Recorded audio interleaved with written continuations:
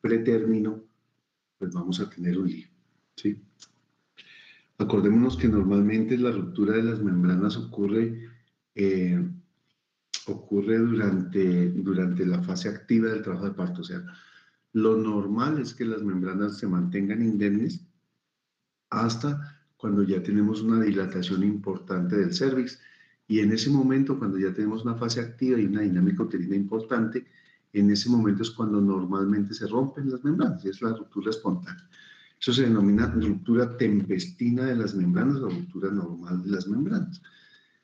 Cuando esa ruptura no ocurre durante el trabajo de parto, pues tenemos problemas, porque se rompen las membranas y lo usual es que esa ruptura haga que después inicie el trabajo de parto en un periodo corto de tiempo, 1 hora, 2 horas después, pero a veces esa ruptura ocurre en tiempos del embarazo que nos complican mucho la vida. Si la ruptura prematura de membranas ocurre en un embarazo a término, pues es un problemita chiquito, porque pues yo sé que la puedo desembarazar y si no tiene contracciones se las induzco y si trabajo sobre eso para tener el parto. Pero si la ruptura de membranas me ocurre lejos del término, pues ahí estoy manejando la ruptura como tal, pero además tengo un parto pretérmino. Y entonces esas son otras complicaciones. Ahí los fetos, entre más pequeños sean, entre más lejos de las 37 semanas estemos, pues menos maduración pulmonar va a tener, menos peso va a tener, menos posibilidades de enfrentar adecuadamente la vía extrauterina. Entonces ese es un problema. Venga, no me graben todavía, yo ahorita cuando ponga la presentación no sé. Bien, entonces, pues ese es como el plan. Entonces vamos a revisar un poquito lo que es la ruptura prematura de las membranas, y vamos a tratar de ver, pues, qué podemos hacer para diagnosticarlo, para manejarlo y cómo la podemos clasificar. Bueno, ese es como el plan. Bueno, ahora sí yo veo. Bueno, entonces voy a quitar la distracción un tricito y vamos a poner la presentación. Por favor, muchachos, si nos vuelve a pasar lo de siempre, esperemos que no, que me quede yo hablando solo, por favor, me llaman y me llaman y me llaman y me llaman al celular hasta que yo me dé cuenta, por favor, para no seguir hablando ahí como loquito. Bueno, entonces vamos a ver mi presentación. Me avisa alguien, por favor, cuando la tengan ahí puesta. Ya se ve, Doc. Vale, súper. Ok. Bien, vale, entonces vamos a hablar de las patologías de la gestación, especialmente lo que tiene que ver con la ruptura prematura de las membranas. RPM es eso, ¿no? Ruptura prematura de membranas. Se define que la ruptura prematura de membranas como una solución de continuidad espontánea de la membrana coriamniótica antes del inicio del trabajo de parto. O sea, decíamos que la ruptura normal de membranas ocurre durante la fase activa del trabajo de parto. Se denomina ruptura tempestina o a tiempo de las membranas. Las rupturas que ocurren antes del inicio del trabajo de parto, pues se denominan rupturas prematuras de membranas. Bueno, hay unas definiciones que hay que aprendernos para que entendamos algunas cositas. Entonces, por ejemplo, el tiempo de latencia es el periodo de tiempo que hay entre el momento de la ruptura y el inicio del trabajo de parto. Como les digo, normalmente una paciente que tiene ruptura de membranas en el curso de unas muy pocas horas, 1 o 2 horas, normalmente inician actividad uterina e inician su trabajo de parto. Algunas no lo hacen, bueno, pero la gran mayoría, más del 90 y pico por ciento de las pacientes que rompen membranas van a desencadenar trabajo de parto como consecuencia de esa ruptura de membranas. Entonces, en un lapso corto de 1 a 2 horas. Eso se denomina tiempo de latencia. El tiempo de intervalo es el tiempo que ocurre entre la ruptura de la membrana y el parto como tal, el nacimiento del feto. Bueno, la ruptura precoz de las membranas es la ruptura espontánea de las membranas antes de la fase activa del trabajo de parto o antes de tener una actividad uterina adecuada, regular. Bueno, entonces se diferencia un poquito porque aquí ya la paciente tiene algo de trabajo de parto y entonces es como menos grave, pero pero uno puede complicar un poquito la vida. Esa es la ruptura precoz. Y la ruptura prolongada de membranas es aquella que, en aquella en la cual pasan más de 12 horas, o sea, el tiempo de latencia entre la ruptura de membranas y el inicio del trabajo de parto supera las 12 horas, dijimos que nos demoramos usualmente unas 2 horas, o cuando se completaron 24 horas de la ruptura estando en trabajo de parto y aún no se ha concretado el parto. Entonces ahí tenemos unas condiciones especiales que favorecerían la infección intraamniótica, la infección fetal, y pues es muy, muy complicado. Bueno, entonces hay que tenerlo en cuenta en relación al pronóstico fetal y a las comorbilidades maternas también. ¿No? La incidencia pues es bien frecuente, ¿sí? Más o menos el 30% de los partos pretérmino ocurren a consecuencia de ruptura de membranas. Más o menos el 8 al 10% de las pacientes con partos a término tienen ruptura de membranas, o sea, inician su trabajo de parto con la ruptura de membranas, por decirlo así. ¿Sí? Y pues en relación a los partos pretérmino, el porcentaje es muy pequeño cuando son partos simples, de un solo feto, del 2 al 4%, pero puede ser muy frecuente en pacientes con gestaciones múltiples. Entonces, es una patología que es más común en multíparas, ¿cierto? En multíparas, no, sí, en embarazos múltiples, ¿sí? Y es mucho más común, es muy frecuente, más o menos el 10% de las pacientes pueden tener ruptura, aunque la complicación varía dependiendo de la gestación la que tengamos. Bueno, entonces, ¿cómo clasifico yo esa ruptura de membranas? ¿Cómo clasificamos esa ruptura de membranas? Eh, vamos a tener que clasificarla dependiendo de la edad gestacional.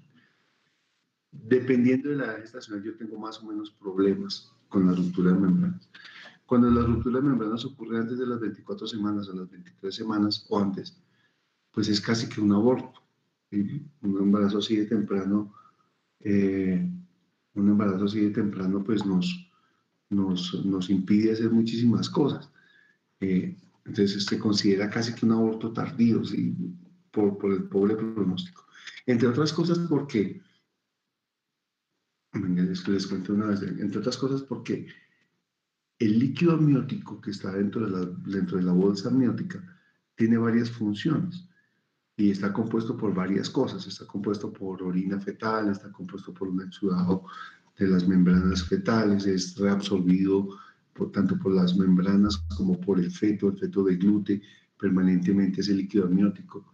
Bueno, parte del líquido pulmonar que se está formando en el feto también aporta al volumen total del líquido amniótico.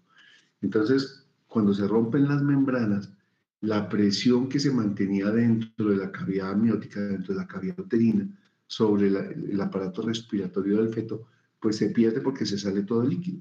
Y ese líquido pulmonar que el feto tiene, pues se va a perder y no hay una presión que me lo mantenga dentro dentro del árbol bronquial.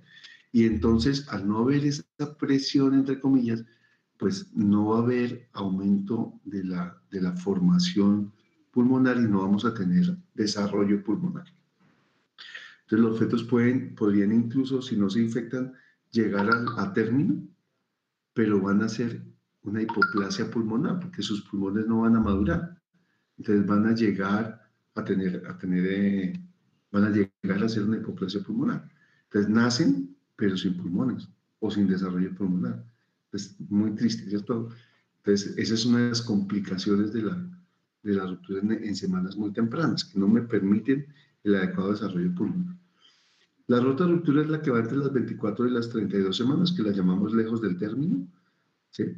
La ruptura cerca del término, pues entre las 3 y las 37 semanas, de las 33 y las 37 semanas, y la ruptura, pues a término, que pues es la que menos nos complica, aunque nos puede complicar la vida, es la que menos nos hace sufrir porque ya tenemos un feto que está completamente desarrollado y podríamos trabajar en la inducción del parto ya. Bien, acordemos un poquito de la histología de las membranas. Entonces, acuérdense que tenemos dos porciones grandotas, el amnios, la parte que está en relación directa con el líquido amniótico y el feto, y el corion, que es la porción de las membranas que está pegada al endometrio, al adhesivo. En el amnio se reconocen varias capas, ¿sí? Un epitelio amniótico que está íntimamente en relación pues, con todo el líquido amniótico. Aquí tenemos la luz fetal, la luz de las membranas, acá tendríamos el líquido amniótico. Entonces está en íntimo contacto con ese líquido amniótico. Una membrana basal, una capa compacta que a pesar de que tiene una gran cantidad de tejido conectivo fibroso, tiene una elasticidad relativa, ¿sí? Es lo que son las capas que nos dan un poquito de resistencia, aunque la parte importante en la resistencia va a estar dada por el cobre, pero también aportan algo de soporte a las membranas. Una capa de fibroblastos, la cuarta capa, ¿sí? Con muchas células mesenquimales y fibroblastos y macrófagos que nos ayudan a los procesos inflamatorios. Y una capa media o esponjosa, que es una capa rica en tejido conectivo. Bueno, y luego tendríamos las capas que nos conforman el corion, ¿sí? El corion en realidad es un gran conjunto de tejido conectivo y con algunas matrices celulares. Entonces, tiene una capa reticular, la primera, ¿sí? Eh, que, que, como les decía ahorita, hacen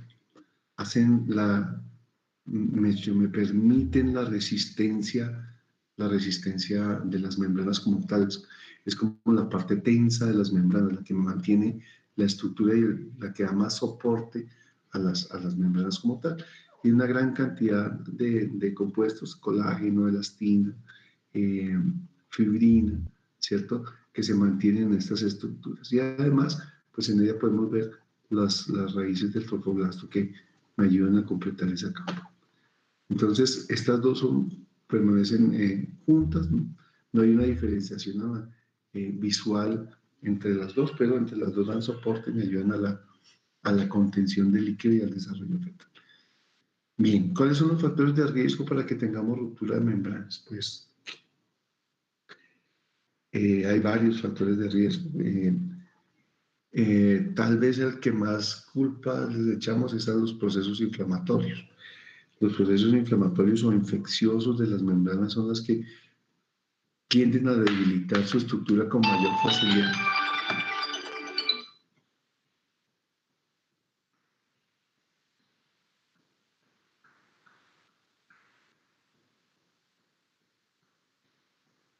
¿Sí me están oyendo? No son ustedes los que vieron. Sí, doctor, sí lo oímos.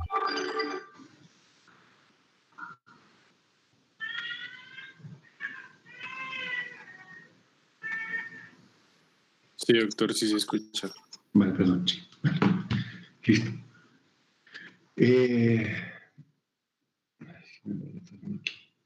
Ok. Entonces, dentro de los factores de riesgo, les contaba que esos procesos inflamatorios son los que más se relacionan con la ruptura de las membranas. Y en eso es importante que tengamos en cuenta el pH vaginal. Bueno, el pH vaginal durante la gestación tiende a ser más ácido de lo normal, más ácido por la presencia de los lactobacilos. Entonces, esos lactobacilos me favorecen un mantenimiento más bien ácido de la secreción vaginal y eso me evitaría la colonización bacteriana. A medida que ese epitelio se coloniza con gérmenes, se va a tender a ser cada vez más alcalino. Y entre más alcalino sea, pues mayor crecimiento bacteriano va a haber y más riesgo de ruptura. De hecho, yo puedo diagnosticar la ruptura de membranas midiendo el pH vaginal cuando tengo dudas, ¿sí? El pH del líquido amniótico es más bien neutro y el pH vaginal entonces es ácido. Entonces, cuando se mezclan los dos, el pH vaginal pues, se me va a volver más neutro, más cercano a 7.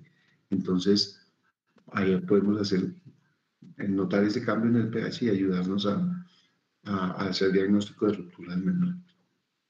Pues bien, entonces les contaba eso, que ese cambio de pH me favorecería la migración bacteriana. Hay otra patología que la conocemos como incompetencia cervical. La incompetencia cervical es una incapacidad del cuello uterino para mantenerse cerrado durante la gestación. Entonces ese cuello uterino se abre solito, pero ojo, se abre sin mediación de la actividad uterina, porque cuando hay mediación de actividad uterina para que el cuello se abra, pues es un aborto, ¿sí?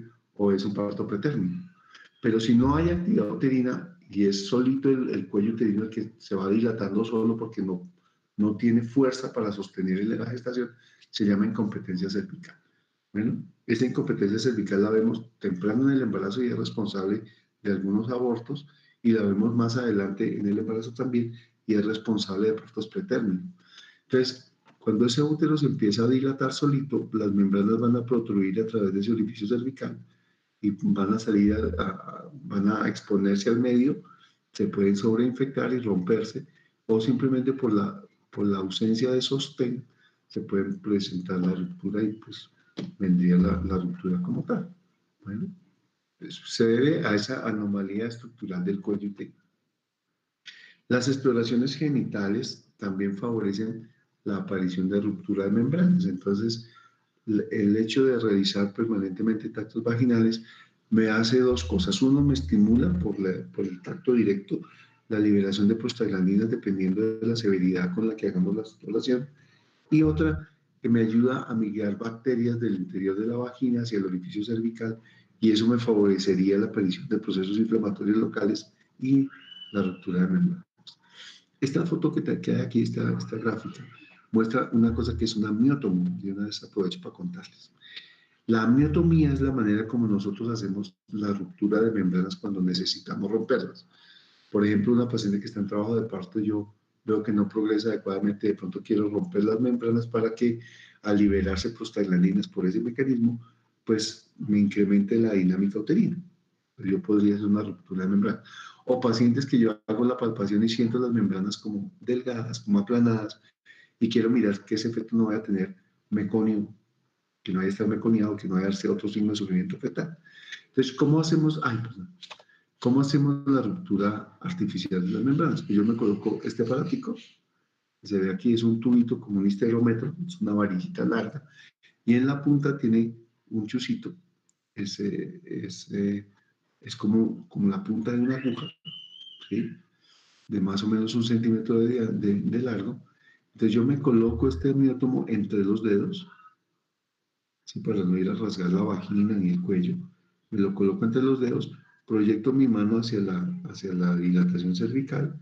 Una vez siento las membranas ahí sí saco el amniótomo y chuzo la membrana con la punta. Yo chuzo la membrana y luego coloco mi dedo sobre la membrana y voy a esperar que pase la contracción. Se hace durante la contracción para que la membrana se abombe. Espero que pase un poquito la contracción y luego con la presión del dedo puedo ampliar ese orificio que hice y ampliar la ruptura. ¿Vale? Debemos hacer decompresiones progresivas, no deberíamos romper las membranas y producir un torrente de líquido amniótico abundante, porque podemos tener accidentes del cordón y esas cosas, o esas decompresiones bruscas de la cavidad uterina me pueden producir otras complicaciones como, por ejemplo, abrupción de placenta, otro tipo de lesiones de ese tipo, o incluso lo que les contaba de el prolapso del cordón a través del canal cervical. Bueno, pero ese no es el caso ahorita, aquí es la que rompemos nosotros. Entonces, la exploración cervical les contaba que podía producir inflamación, reacción inflamatoria local de las membranas y favorecer la ruptura de las mismas. El tabaquismo, porque pues sí es un factor de riesgo enorme, se ha visto que hay una incidencia mucho mayor de ruptura de membranas en pacientes que continúan fumando durante la gestación. Entonces, pues tiene muchos efectos adversos, ¿no? Me altera la inmunidad materna, aparte de que en el embarazo ya hay una alteración de la inmunidad, pues el tabaquismo me favorece eso, me disminuye las concentraciones de antioxidantes y eso también me favorece la aparición de procesos inflamatorios. Entonces es importante tenerlo siempre en cuenta. Bueno, la hemorragia produce, me favorece la necrosis, me favorece la lesión de los pequeños vasos de las arterias espirales, y esas zonas de necrosis que aparecen ahí me pueden producir una área pequeñita de necrosis que va a alterar esas membranas y me puede favorecer la ruptura. Entonces, tiene una gran cantidad de efectos pro ruptura el tabaquismo. Algunas deficiencias nutricionales también se asocian con el incremento en la incidencia de ruptura de membranas. Tal vez las que más tienen que ver son la que tiene que ver con con la vitamina C, con el ácido ascórbico, con el zinc y con el cobre. Entonces, hay que mantener niveles adecuados. Se ha visto que concentraciones bajas de vitamina C, entonces, concentraciones bajas es menos de 0,6. Concentraciones menores de 0,2 tenía una alta incidencia de ruptura de membrana. Y concentraciones de 0,6 hacia arriba tenían una mucho menor incidencia. O sea, con concentraciones de 0,6 era solamente el 1,5%, mientras que en concentraciones de 0,2 pues llegábamos hasta el 15% de ruptura de membranas. Entonces, vale la pena mantener niveles adecuados de ácido ascórbico. Sí, otro tipo de alteraciones tienen que ver con el zinc. Acuérdense que el zinc es uno de los elementos que nos ayudan a los estados nutricionales cuando queremos mejorar nuestros antioxidantes, ¿sí? Y esos elementos, todas estas cosas, necesitamos la participación del zinc. Bueno, entonces hay que estar pendiente de que tengamos un aporte adecuado de zinc. Entonces, ¿qué pasa cuando no tengo suficiente aporte nutricional, proteico y de zinc? Pues tenemos una producción deficiente de proteínas esenciales, hay una mayor inducción de muerte celular, ¿sí? Hay patrones anormales de contracción, hay alteración en la síntesis de prostaglandinas y hay una mayor susceptibilidad a las infecciones locales. Bueno, lo otro que les contaba es que el cobre también tenía, el cobre también tiene que ver con la resistencia de las membranas y con los mecanismos de defensa que me evitarían la migración bacteriana. Entonces, como responsables de la ruptura de membrana tenemos tres fenómenos principales. Uno es la aparición de infecciones, inflamación local. El otro es el aumento de la presión intrauterina que me favorecería de una ruptura de membranas por solo el efecto físico del aumento de la presión intraamniótica y las lesiones que se producen a nivel vascular que me producirían zonas de necrosis. ¿Ven? Entonces, en relación a los procesos inflamatorios e infecciosos, pues tenemos que una amnionitis es francamente patológica, la cervicitis. Las inflamaciones del cervix me pueden asociar liberación de prostaglandinas y factores proinflamatorios que me debilitarían las estructuras de las membranas en el sitio donde posteriormente se van a romper.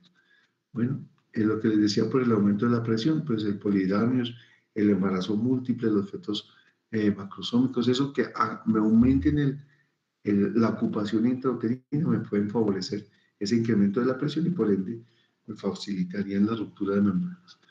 Y los otros son lo que decíamos, las alteraciones deciduales o de la vasculatura decidual que me favorecen la necrosis de esas estructuras amnióticas cercanas. Entonces tendríamos que ver, por ejemplo, ahí el traumatismo, las separaciones por trauma, las separaciones por lesiones vasculares de la circulación placentaria o de la circulación uterina, que hacen que ese sitio tenga una menor perfusión, una isquemia y una necrosis de la zona, que favorecería pues, la aparición de la ruptura. ¿Sí? Todo eso es mediado por factores proinflamatorios, por metaloproteinasas, que intervienen en ese proceso inflamatorio que me debilita la membrana. Otros factores que podrían intervenir en la aparición de la ruptura de membranas son, por ejemplo, el coito, y entonces las relaciones sexuales parece que tienen algún efecto sobre la aparición de la ruptura, lo mismo que tendrían efecto sobre la aparición del parto pretérmino o del aborto. Por eso es que recomendamos que las pacientes que tienen amenaza de aborto o amenaza de parto pretérmino no tengan relaciones sexuales, porque eso liberaría una serie de prostaglandinas locales a nivel cervical que favorecería todo ese proceso inflamatorio en la membrana y la ruptura. Los estratos socioeconómicos bajos, lo mismo que los niveles de pobreza, el analfabetismo y todas las situaciones de marginalidad que puedan tener las pacientes, pues obviamente favorecen tanto los déficits nutricionales como la presencia de infecciones y y procesos inflamatorios que favorecerían la ruptura de las membranas. Algunas anormalidades estructurales químicas, como el síndrome de Ehlers-Danlos, que es una alteración del tejido conectivo en el cual ese tejido conectivo es muy laxo. Entonces son pacientes que tienen hiperlaxitud ligamentaria, que podemos mover las articulaciones en rangos mucho mayores de los permitidos porque hay una elasticidad aumentada del tejido conectivo. Pero pues eso tiene sus ventajas en algunas cosas, pero en las membranas me favorecería la debilidad estructural de la membrana. Entonces, al no tener una adecuada resistencia, una consistencia adecuada en la membrana, pues se me favorecería la ruptura.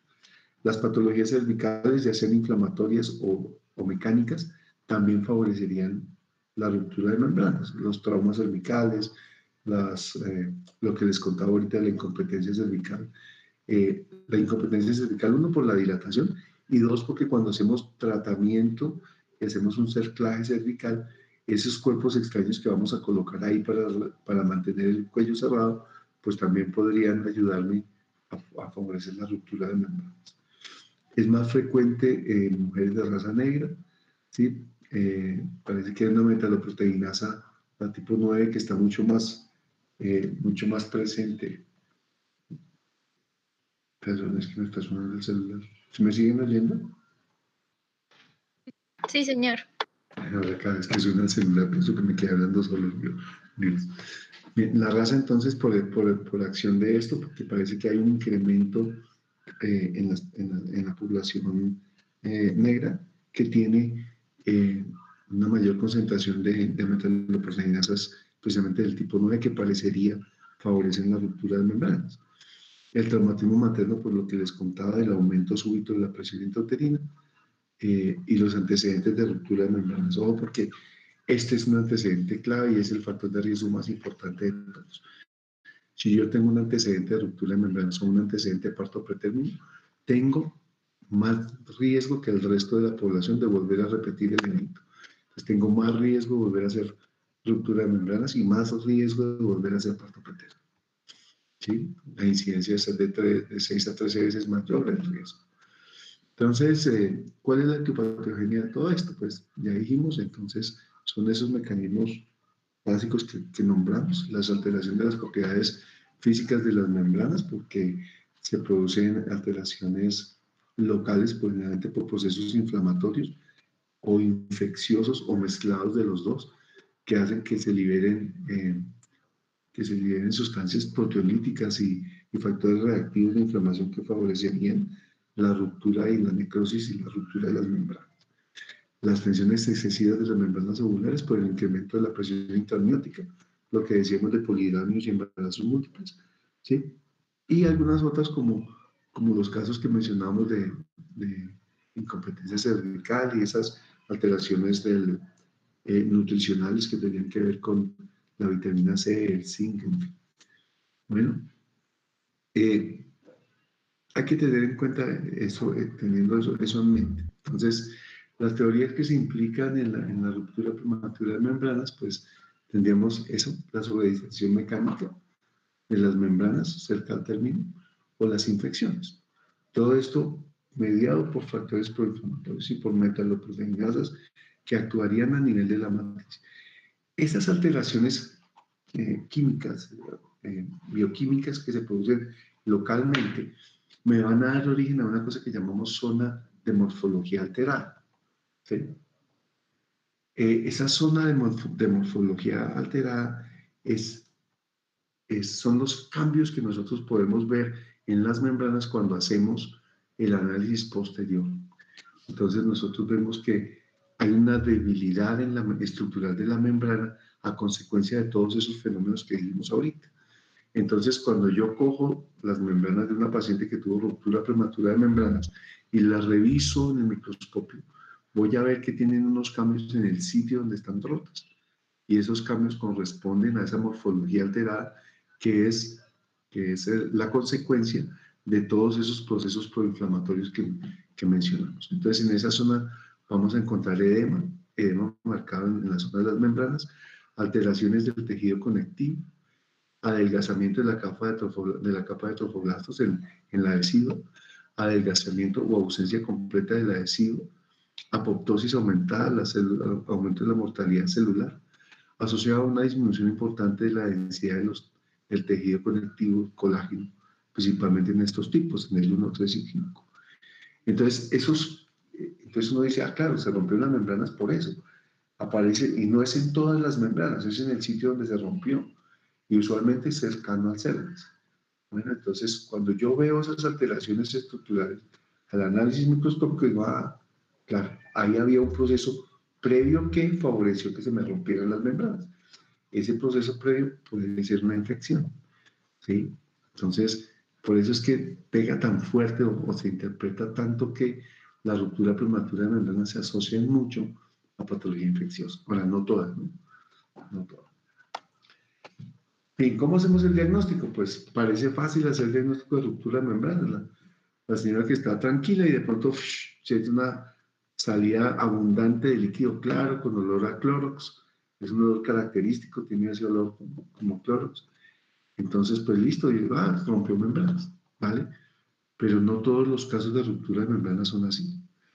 Hay casos sospechosos y hay casos en los cuales yo no tengo claro el momento de la ruptura. Se me pueden confundir esa salida de líquido con otra patología, con una incontinencia, por ejemplo, una incontinencia urinaria, o con una secreción genital importante. Una paciente que tenga una monilia puede darme una descarga genital abundante y yo confundirla con una ruptura de membranas. Bueno, ¿cómo sabemos qué es líquido amniótico? Pues la manera fácil de hacerlo es poner un espéculo, buscar en el fondo del saco, en el fondo de la vagina, buscar un lago, coger un escobillón, un copito, untarlo con esa secreción y extenderlo en una lámina y mirar la lámina en el microscopio. Yo miro la lámina en el microscopio y sí, claro. Entonces veo esto, que es una típica cristalización en el lecho. La cristalización en el lecho es la forma de las hojas de los helechos. Entonces yo veo esto, ¿sí? O veo esto que se ve acá, ¿vale? Este es un líquido amniótico normal. Esto es una muestra de la secreción vaginal usual y esta es una cristalización en el lecho por presencia de líquido amniótico. Entonces, eso lo puede hacer cualquiera, no necesita ser bacteriólogo ni nada de eso para poderlo hacer. Se usa un microscopio y un aumento con 10x, ya podemos ver la cristalización en el lecho. ¿Vale? También hay otras maneras de hacerlo. Entonces, yo puedo tomar una tira reactiva para pH y medir el pH vaginal. Decíamos que el pH vaginal es ácido por la acción del lactobacilo. En el momento en que las membranas se rompen, como el líquido amniótico es más alcalino, es más básico, pues el pH vaginal me va a cambiar. Y entonces yo tengo pHs por encima de 4.5 y digo, sí, tiene ruptura de membranas. Pero ojo, porque también hay algunas enfermedades infecciosas que me podrían producir pHs altos. O sea, me lo sugieren, pero no me lo diagnostican por completo. La otra es la ecografía. La ultrasonografía me puede decir si hay disminución en la cantidad de líquido amniótico o no. Entonces yo cojo el ecógrafo y hago una revisión, mido el índice de líquido amniótico o el índice vertical y determino si hay disminución del líquido. Eso es útil para los casos en los que yo tengo dudas. Por ejemplo, no estoy seguro que hay una ruptura y las pruebas no me muestran nada. Entonces yo puedo medir el líquido amniótico hoy, volverlo a medir mañana, a ver si hay modificaciones en esa producción de líquido amniótico. El líquido amniótico puede variar en su producción diaria entre 300 y casi 600, 800 centímetros cúbicos diarios, dependiendo de la edad gestacional en la que estemos. Entonces después, cuando veamos patología de líquido amniótico y patología propia de las membranas, pues vamos a revisar un poquito esto. Bien, la otra opción es usar un colorante. Usamos índigo, azul índigo, o podemos usar complejo B, que es bien naranja. Entonces, el problema de esto es que yo necesitaría hacer una amniocentesis, o sea, chuzar las membranas por la barriga de la mamita, inyectar ese medio de contraste, claro, guiado por ecografía para no ir a puncionar la placenta, para no ir a puncionar el cordón, una estructura fetal. Entonces, deposito ese colorante en el interior del líquido amniótico y si hay una ruptura de membranas, yo voy a ver posteriormente en una compresa estéril que deje en la vagina que aparece esa tensión en la compresa. Y entonces puedo decir, uy, sí, tiene una solución de continuidad de las membranas que está haciendo que se pierda el líquido amniótico. Por lo que les cuento que no siempre es evidente la salida del líquido amniótico, no siempre es bien manifiesto. Bueno, entonces esa sería otra manera de hacer el diagnóstico. ¿Sí? Algunas pruebas bioquímicas me favorecen la confirmación diagnóstica o me hablan del riesgo o de la posibilidad de tener esa ruptura. ¿Sí? Dentro de esas, las más conocidas son la fibronectina fetal, la alfa-fetoproteína, la PAMG1 y la IGFBP1, que se encuentran disponibles en el mercado incluso con nombres comerciales, y es un test en el cual yo aplico un poquito de líquido en la estructura y veo si me cambia de color o no. Estas son pruebas bioquímicas, nosotros casi nunca las utilizamos, no las tenemos fácilmente asequibles, no tenemos disponibilidad tan evidente, pero pues con los otros métodos diagnósticos podemos hacer pues el diagnóstico de ruptura. ¿Sí? Para los casos difíciles, ¿no? Porque para un caso en el cual yo veo la salida de líquido amniótico y veo el líquido amniótico en el fondo de saco y la mamá tiene la ropa mojada, entonces, bueno, pues en esos casos, pues no tenemos sospechas sobre este. Bueno, la proteína placentaria alfa, ¿sí? Se conoce comercialmente como MINSURE, pues es una de las formas de medir si esa presencia de esa proteína está, pues hablamos de ruptura. También nos sirve para hablar de parto pretérmino. Cuando vemos parto pretérmino, pues lo vamos a mencionar. Bien, entonces hay que hacer diagnóstico diferencial, como les contaba, con otras patologías que producen descargas genitales, leucorreas o flujo genital por cuestiones infecciosas o de otro tipo, porque acuérdense que las leucorreas o el flujo genital no siempre es infeccioso. Yo puedo tener una descarga genital secundaria a otro tipo de alteraciones, por ejemplo, la utilización de protectores diarios, por ejemplo, el cambio del jabón íntimo, por ejemplo, el uso de algunos mecanismos, tampones o cosas de estas. Por ejemplo, en el embarazo hay un aumento de la secreción genital, ¿sí? Que es blanquecino, más bien claro, en moderada cantidad por la acción estrogénica. Entonces yo puedo tener ese aumento de la descarga y confundirlo de pronto con esto. El tapón de moco no se confunde tanto, porque es que el tapón de moco es un moco con sangre, eso se dan de cuenta, tiene un color café terroso, y ese es el moco cervical que se expulsa al comienzo del trabajo de parto. También podemos tener rupturas de algunos quistes vaginales, ¿sí? O de las glándulas de Bartolino, en fin, que se encuentren presentes, y esa secreción que usualmente es más viscosa, pues se confundiría pues con la ruptura de membranas. Y una cosa que llamamos ruptura de las aguas, o una ruptura de las premembranas, que realmente no se rompe completamente el espesor de la membrana, sino algunas capas, y podría dar drenaje de algún tipo de secreción. ¿Cuáles son las complicaciones entonces de esa ruptura de membranas? Pues hay dos complicaciones importantes. La primera, la prematurez, porque entre más temprano sea el embarazo y se produzca la ruptura, más riesgo tengo yo de que ese bebé nazca a consecuencia de esa ruptura, y entonces tengo un feto prematuro. Y un feto prematuro es un feto que no tiene desarrollo pulmonar. Acuérdense que el desarrollo pulmonar se completa cuando en los alvéolos pulmonares tenemos surfactante pulmonar. El surfactante pulmonar es vital y es el que permite que no haya colapso alveolar y se mantenga en la tensión. La sustancia tensoactiva dentro de los alvéolos evitan su colapso y evitan pues las atelectasis y todo eso en el feto. Entonces, si se produce todavía surfactante pulmonar, pues tiene un riesgo enorme al nacimiento. Bueno, hoy en día pues hay muchas cosas que podemos hacer en favor de los niños. Conseguimos surfactante pulmonar, se puede aplicar, entonces el bebé nace, es una cosa que se llama membrana hialina, que es eso, que el alvéolo se llena de secreción por la ausencia del tensoactivo que evitaría que eso pasara, y entonces el niño hace una especie de edema pulmonar una ocupación alveolar, insuficiencia respiratoria y muerte. Pero entonces hoy en día conseguimos surfactante pulmonar y en el momento en que el niño nace, yo hago una intubación orotraqueal y aplico, dependiendo del peso del bebé, 1 o 2 centímetros de líquido de surfactante pulmonar directamente en la vía aérea fetal y con ventilación a presión positiva, pues favorecería que llegara ese surfactante donde debe llegar y evitaría algunas de las complicaciones de la inmadurez pulmonar.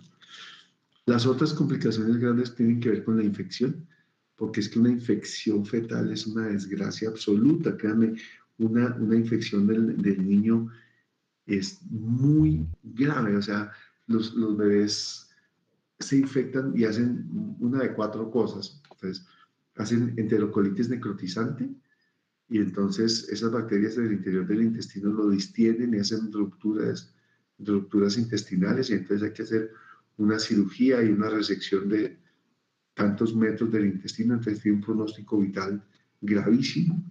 Pueden hacer una meningitis en un cerebro que está recién formado. Imagínense todo el daño que pueden hacer si ni siquiera tenemos todas las estructuras mielínicas forradas adecuadamente. Puede hacernos una neumonía en un pulmón que no tiene su desarrollo de pronto completo, ¿sí? O un cuadro séptico. Entonces, las infecciones intramnióticas son devastadoras sobre los niños. Entonces, un proceso infeccioso en un recién nacido a consecuencia de una ruptura, pues hombre, es muy serio, tiene una morbilidad, una mortalidad muy alta, muy, muy alta. Bueno, los síndromes de dificultad respiratoria se asocian con prematurez, entonces, pues sí, lo ponemos aparte por la importancia que tiene el momento del nacimiento y es lo que debemos procurar. De hecho, nosotros trabajamos por darle al feto alguna oportunidad de maduración pulmonar y para eso usamos corticoides previos al nacimiento. Entonces, sí, es eso, pero tiene que ver directamente con la prematurez.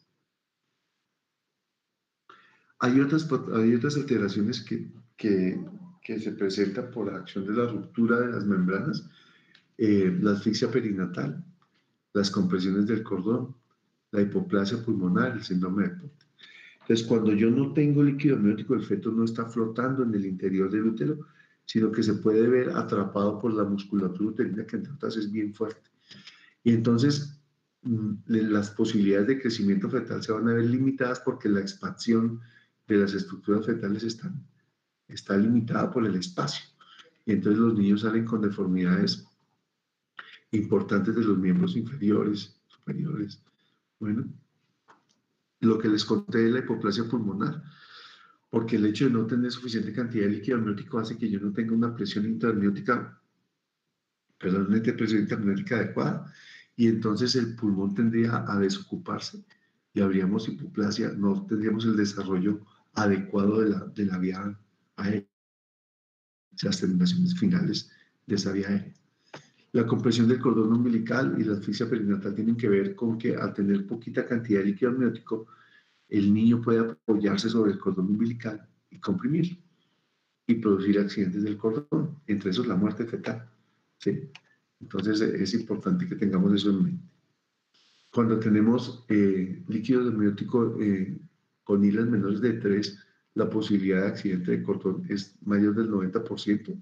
Luego ese feto tiene un pronóstico muy malo porque al no haber líquido amniótico, el feto se va a apoyar sí o sí sobre el cordón y va a producir compresión del mismo y disminución del flujo vascular, la asfixia fetal que eso conlleva. Bueno. Complicaciones maternas pues tienen que ver con los procesos infecciosos principalmente, ¿sí? Entonces, si hay una infección de las membranas, pues también se puede generalizar a las estructuras uterinas y puede hacer una corioamnionitis o una endometritis, una deciditis y pues poder tener mayores o menores complicaciones en relación con esto, desde la pérdida de la porción superficial de la adhesiva del endometrio hasta una esterectomía completa por el proceso infeccioso, la formación de abscesos pélvicos y peritonitis, pelviperitonitis, en fin. Bueno, la infección puerperal y el desprendimiento prematuro de membranas pues son complicaciones además asociadas a esto porque me favorecería la necrosis, como decíamos, de los vasos residuales, y entonces eso favorecería el desprendimiento de las membranas. Fuera de eso, el hecho de liberar bruscamente la presión intrauterina hace que el útero se adapte a un nuevo volumen, y ese acortamiento de las fibras musculares uterinas también modificaría la relación placentaria y podría inducirnos a un desprendimiento de placenta. El tratamiento pues varía mucho. Hay dos tipos de tratamiento. Hay uno que llamamos manejo expectante y otro manejo expectante activo, y tiene que ver con el uso de antimicrobianos durante la exposición.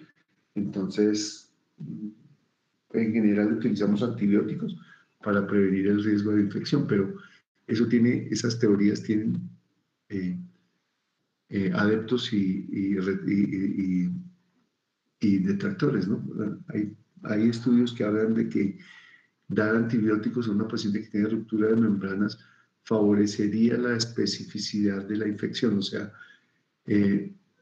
acabaríamos con la flora de bajo riesgo y dejaríamos solamente la flora que tiene mucha más resistencia y es mucho más peligrosa, ¿sí? Entonces, el uso de antibióticos para esas personas que proponen este manejo, pues dice que no deberíamos usar antibióticos por el riesgo de seleccionar solamente los microorganismos que son muy virulentos, muy patógenos, y entonces el pronóstico sería más negativo. Otros sí dicen que usemos antibióticos todo el tiempo porque disminuimos el porcentaje final de infección. Nosotros en la escuela estamos adheridos a esto, al protocolo de Barcelona, en el cual nosotros utilizamos antibiótico profiláctico. Bueno, pero bueno, esa es una cosa que vamos a tener que revisar después. Entonces el tratamiento pues varía dependiendo si yo ya confirmé la ruptura de membranas o no la confirmé. Miro la edad gestacional del paciente para definir el plan de terapéutico que vamos a utilizar. En los casos en los que yo no estoy seguro, pues debo hospitalizar a la paciente. Nunca voy a mandar a una paciente para la casa con dudas sobre si rompió membranas o no, porque cuando vuelva infectada y vuelta a nada con un sufrimiento fetal inmundo, pues yo ya no puedo hacer nada. La paciente debe estar hospitalizada hasta que en tanto yo no aclare su situación. La vamos a dejar en reposo relativo, porque acuérdense que si hay ruptura de membrana, la deambulación puede favorecer el prolapso del cordón. Sí, vamos a colocar un apósito, una compresa estéril en el périneo para dos cosas. Uno, disminuir la exposición al canal del parto de otros microorganismos que podrían tener una migración ascendente y la sobreinfección si las membranas están rotas. Y dos, para cuantificar la cantidad de secreción y líquido que podamos tener. Entonces, si hay pérdida continua de líquido, pues yo voy a evidenciarlo en esa compresa estéril que dejé en el périneo y la puedo determinar.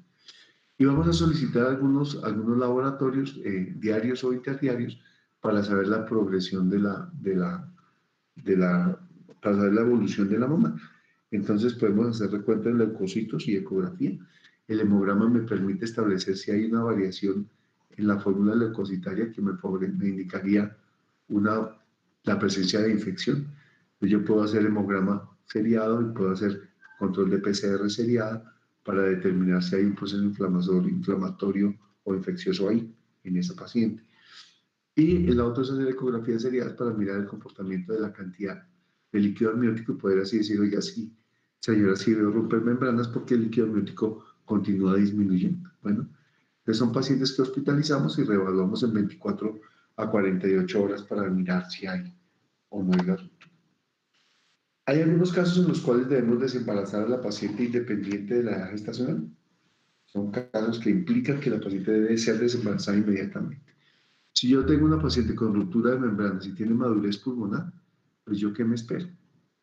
¿Qué más espero? Si el feto ya está maduro, ¿para qué lo voy a dejar ahí adentro? A que se me infecte. Porque el riesgo de la ruptura es que ese feto se me infecte. Y las infecciones son esas que les conté que son muy graves. Entonces, si yo ya tengo madurez pulmonar, pues no, como que no gano mucho manteniendo el embarazo, más bien la desembarazo. Las pacientes que tienen trabajo de parto establecido, pues ya tienen un trabajo de parto con una dilatación avanzada, y ya no puedo hacer mucho, atender el parto, ¿sí? La infección materna o fetal, pues ya ante la presencia de una infección fetal o de una infección materna, pues las complicaciones neonatales van a ser mayores, entonces yo debo finalizar el embarazo para ofrecerle al feto las mejores posibilidades terapéuticas en relación a ese cuadro infeccioso. Las pacientes que están inmunosuprimidas, porque claro, tienen un riesgo mucho mayor de desencadenar infecciones con la comorbilidad que mencionamos. Las malformaciones fetales, ¿sí? El sufrimiento fetal. Si hay sufrimiento fetal, hay que finalizar inmediatamente la gestación por la vía más rápida. El sangrado en la segunda mitad del embarazo, porque acuérdense que dijimos que la ruptura podía favorecer el desprendimiento de membranas. Y los cultivos positivos que me indican infección. Entonces, si yo tengo infección, ese embarazo se acaba ahí mismo. Y obviamente la presencia de óbito fetal. Si el feto ya falleció, pues yo no tengo ningún interés en permanecer más tiempo con ese embarazo, ¿sí? Porque puedo comprometer aparte del óbito fetal, puedo comprometer el útero de la materna e incluso llevar un proceso séptico, comprometer la vida de la materna. Bien, el tratamiento. Entonces, para el tratamiento hay que mirar varias cosas, hay que verificar la edad gestacional. La edad gestacional es clave en el momento en que yo voy a definir qué voy a hacer, qué conducta voy a tomar. Hay que limitar la exploración genital por el riesgo de migración bacteriana y de colonización fetal. Hay que ampliar la historia clínica en busca de otros factores de riesgo que hayan podido desencadenar la infección o la ruptura de membranas. Debemos hacer una especuloscopia para dos cosas. La primera, para mirar si hay un lago del cual yo pueda tomar una muestra para mirar si sí es líquido amniótico o no. Y la segunda, para confirmar la ruptura. Cuando yo coloco el espéculo, puedo hacer dos cosas adicionales. La primera es, así solito con el espéculo puesto, le puedo decir a la señora que tenga manieras de Valsalva, que puja o que tosa. Cuando ella puja o tosa, si hay una ruptura de membranas, yo voy a observar salida de líquido claro a través del cérvix. Entonces confirmo mi ruptura. Lo otro es una prueba de Turner positiva, en la cual yo lo que hago es rechazar la presentación fetal de la pelvis, la rechazo un poquito, y al desencajar, entre comillas, el feto de la pelvis, pues si hay ruptura de membranas, vamos a tener salida de líquido amniótico por ahí. La ecografía, pues me permite evaluar la cantidad de líquido amniótico que tenemos, me permite establecer algo de la gestacional para aclarar la maduración pulmonar. El hemograma, porque debemos averiguar si hay signos de infección intraamniótica o no, si hay signos de compromiso infeccioso. La proteína C por las mismas razones y las pruebas de coagulación, porque en algunas oportunidades hay consumo de factores de coagulación y podemos tener hemorragias posteriores. Entonces, el tratamiento para gestantes que tienen menos de 24 semanas, pues lo que les contaba, el pronóstico es negro, es sombrío, porque no van a hacer desarrollo pulmonar. Yo nada saco con mantener un embarazo desde la semana 24, así lo cuide, pues que no se me infecte para nada, ¿sí? Y si lo logro llevar pues hasta la semana 30, 32, 34, pues cuando saquemos ese efecto va a tener hipoplasia pulmonar y entonces, pues no hicimos nada. Bueno, entonces, para gestaciones menores de 24 semanas, no hay un plan de manejo específico, no hay experiencia exitosa en el manejo y la conservación de esa gestación, ¿sí?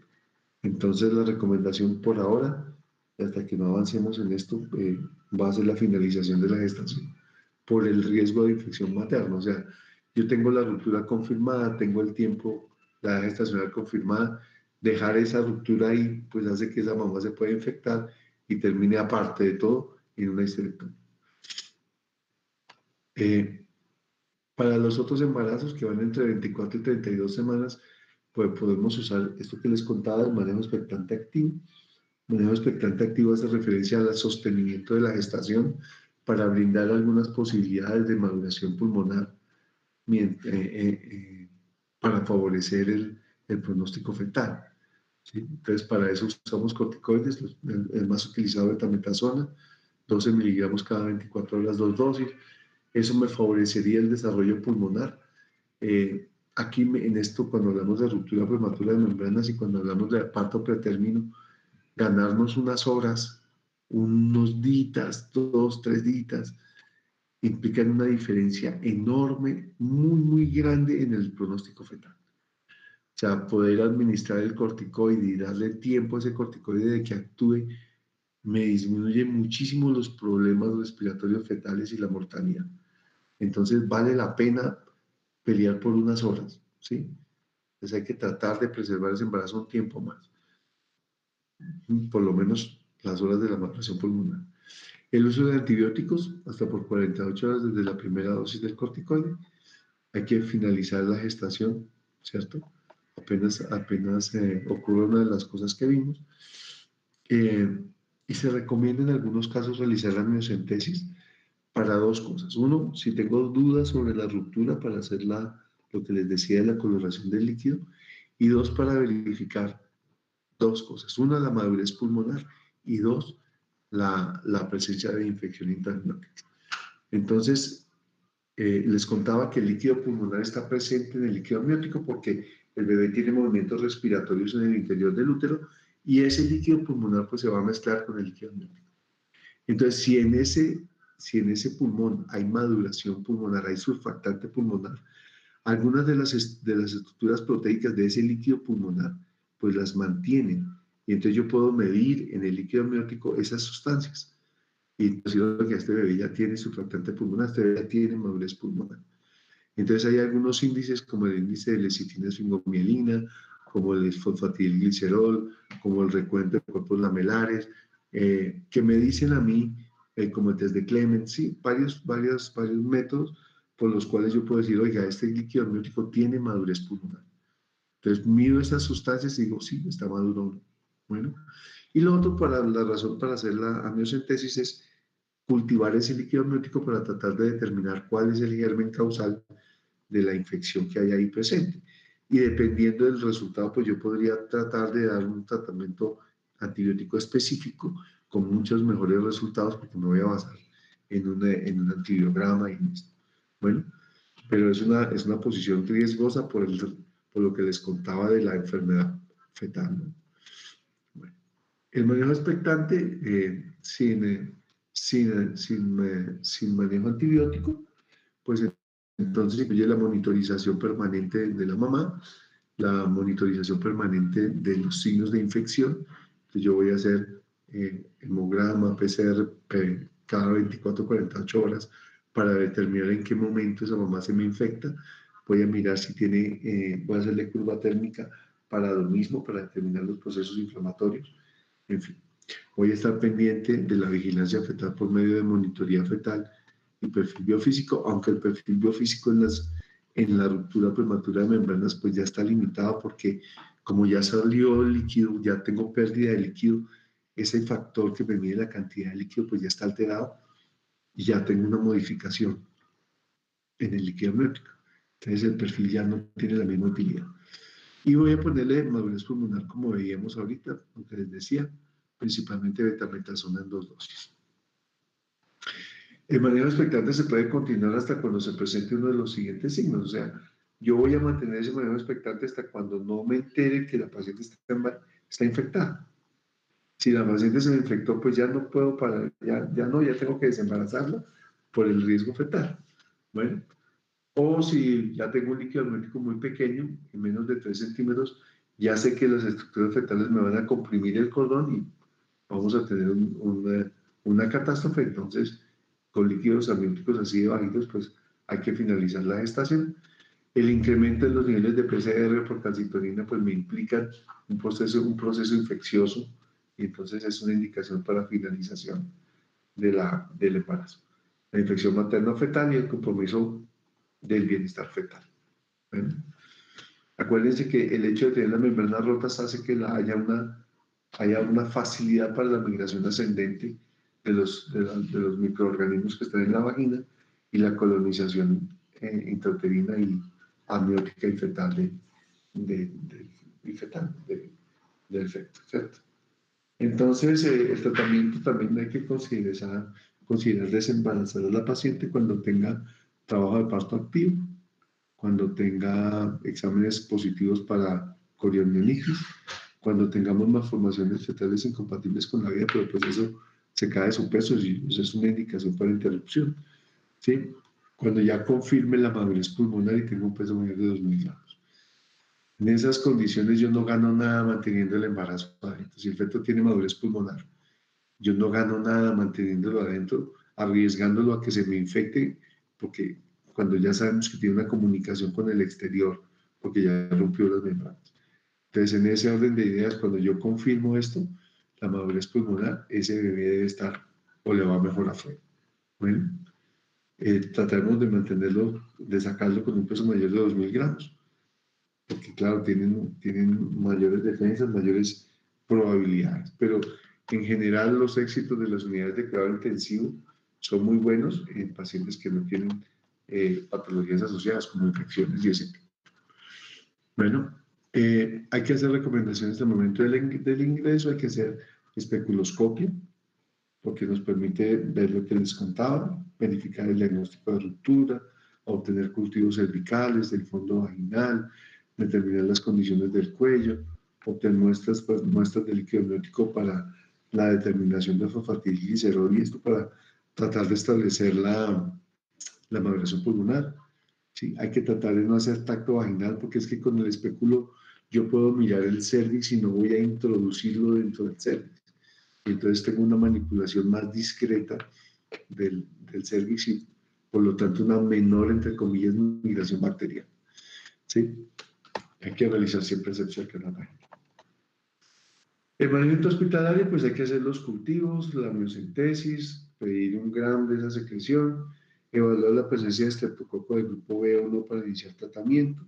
Sí, acuérdense que en presencia de estreptococo del grupo B, el manejo es con ampicilina, siempre, ¿cierto? Vamos a usar la ampicilina para tratar de contener. La antibioticoterapia pues tiene varias funciones. Me prolonga el periodo de latencia, ¿sí? Me permite evitar las complicaciones de infecciones fetales, ¿sí? Me permite o me da un tiempito para acabar de completar la maduración pulmonar, que es tal vez la parte que más nos estresa al comienzo. Yo necesito tratar de ayudar a ese efecto que tiene una ruptura temprana una ruptura prematura de membranas aún no término. Entonces hay que ganar ese tiempito para que mejore sus pulmones. Reduce la mortalidad, la morbilidad neonatal, pero finalmente no reduce la mortalidad, pero sí me reduce la morbilidad materna y fetal. Bueno, el esquema antibiótico propuesto para el esquema activo es ampicilina, 1 gramo que es cada 6 horas, endovenoso y eritromicina 500 miligramos vía oral cada 8 horas. O podemos usar ampicilina, ceftriaxona y claritromicina. Bueno, ambos esquemas son válidos. Eso se debe usar hasta el momento del parto. Bueno. El tratamiento para gestaciones mayores de 34 semanas, pues ya no tenemos el mismo lío, ya sabemos que el feto a partir de las 32 y hasta las 34 semanas ya tiene madurez pulmonar. A las 34 semanas estamos confiados en que ya hay madurez pulmonar como tal, pero sin embargo las guías de Barcelona nos invitan a administrar dosis de maduración pulmonar con corticoides, con betametasona hasta la semana 37. Bueno, entonces no perdemos nada y sí podríamos ganar un poquito más de bienestar pulmonar para el feto. ¿Sí? Si la paciente tiene ya 35 semanas, desembaracémosla tranquilos, el feto ya está maduro y el tamaño fetal seguramente ya es muy bueno. Bueno, entonces es importante. La vía del parto en esto, de ser posible, preferiríamos el parto vaginal. La razón de por qué parto vaginal es porque en el momento en que se pierde la integridad de las membranas, hay alguna sospecha de infección intraamniótica y hacer una cesárea en esas condiciones haría que el líquido amniótico que quedaría dentro de la cavidad amniótica, entre comillas, infectado, entre comillas, ¿no? Infectado, llegue a la cavidad peritoneal y tenemos un riesgo de peritonitis. Bueno, entonces es una complicación muy seria para la mamá. Entonces, en la medida de lo posible, se preferirían los partos vaginales luego de una ruptura de membranas. ¿Sí? Se preferirían los partos vaginales. ¿Vale? Pero, pues, obviamente, prima el bienestar del feto y si hay necesidad de intervenirlo y hacer una cesárea, pues no es una limitación absoluta. El parto debe hacerse lo antes posible. Acuérdense que entre más tiempo pase entre el momento de la ruptura y el parto, llamamos ruptura prolongada de membranas, entonces mayor tiempo hay, mayor riesgo hay de infección. Bueno, entonces hay que hacerlo relativamente rápido.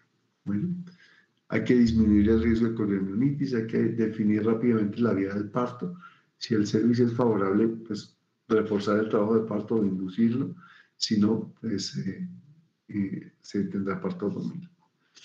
No se debe iniciar inducción después de 6 horas de ruptura prematura de membranas en un paciente que tiene un cuello inmaduro, porque suponemos que si el bicho es muy desfavorable, pues ese paciente no va a arrancar y vamos a demorar más de 24 horas en lograr el parto vaginal y entonces, aumentamos el riesgo de infección de esa mama. Entonces, si el cuello es muy desfavorable, el plan sería pues desembarazarla por una cesárea, ¿cierto? Para evitar el riesgo de infección. Para las mamitas que tengan más de 37 semanas de embarazo, pues ya ahí no hay ningún problema, ya es como una manera más de que se produzca el parto, del inicio del trabajo de parto. Entonces, si ya tiene 37 semanas, pues ya no sufrimos casi. Hay que tener, sin embargo, cuidado con los accidentes del cordón, con lo que les contaba el otro día de que en el momento en que las membranas se rompen, el torrente que produce la salida de ese líquido amniótico me puede arrastrar el cordón umbilical y me lo puede dejar en una posición difícil.